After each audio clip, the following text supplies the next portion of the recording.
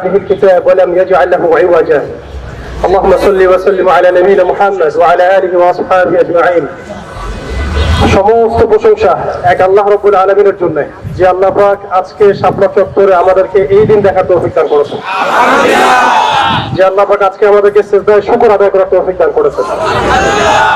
অগণিত অসংখ্য দরুদ এবং সালাত বর্ষিত হোক প্রিয় নবী সাল্লাল্লাহু আলাইহি ওয়াসাল্লামের প্রতি। সবাই বলি আল্লাহুম্মা সাল্লি আলা মুহাম্মদ আল্লাহুম্মা বারিক আলা মুহাম্মদ ওয়া আলা আলিহি ওয়া আসহাবিহি আজমাইন। আমার প্রিয় দিনী ভাইরা, আপনারা সবাই জানেন যে আমরা কি উদ্দেশ্যে আজকে এখানে এসেছি এবং আজকে আমরা কি উদ্দেশ্যে আপনাদের সামনে মাইক ধরেছি দুটো কথা বলার জন্য।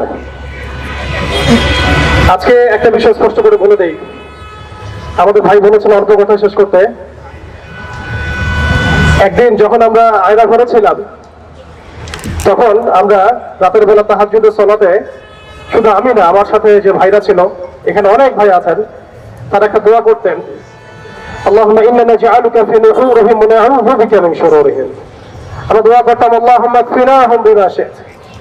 আমরা দোয়া করতাম يا منزل الكتاب وسريع الحساب اهزم الأحزاب اللهم اهزمهم وزلزلهم। আল্লাহ রাব্বুল আলামিন যে আজকে এত দ্রুত এই দিন দেখার তৌফিক দান করবেন আমরা ভাবতেও পারিনি, আলহামদুলিল্লাহ। তবে আমরা আল্লাহ পাকের শুকরিয়া আদায় করব, কিন্তু মনে করবো না যে আমাদের গন্তব্য আমরা অর্জন করে ফেলেছি। আমাদের সহজ সরল স্পষ্ট বক্তব্য, যতদিন পর্যন্ত বাংলার জমিনে ইসলামী শরিয়া ইমারা এবং ইনশাআল্লাহ আযজা ওয়া জাল ইসলামী খিলাফা কায়েম না হবে ততদিন পর্যন্ত ইনশাআল্লাহ আমরা মাঠ ছাড়বো না। এটা আমাদের চূড়ান্ত লক্ষ্য ইনশাআল্লাহ আযজা ওয়া জাল।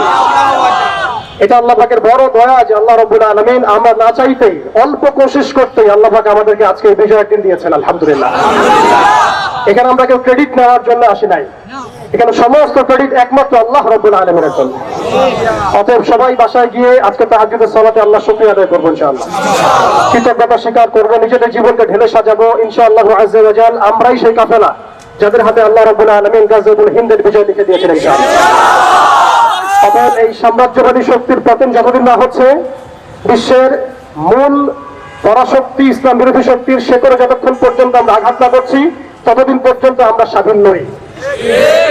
এখন রাজনৈতিক প্রেক্ষাপট বিবেচনায় আমরা একটু সুবিধা পেয়েছি, এর মানে এই নয় যে আমরা বিজয় অর্জন করে ফেলেছি। আর তারা নিষিদ্ধের কথা বলেছে, এখন পর্যন্ত প্রত্যেকটা বিষয়ের বিচার বাস্তবায়ন হয় নাই। আজকে 9 মাস পর যে বিষয় নিয়ে আমরা কথা বলছি, এটা উচিত ছিল উপদেষ্টা মন্ডলীর চেয়ারে বসেই সেই বিচারটা বাস্তবায়ন করা। এই সাপ্লায় লক্ষ লক্ষ ওলামায়ে কেরামের স্মৃতি জড়িত আছে, হাজার হাজার শহীদের রক্ত জড়িত আছে।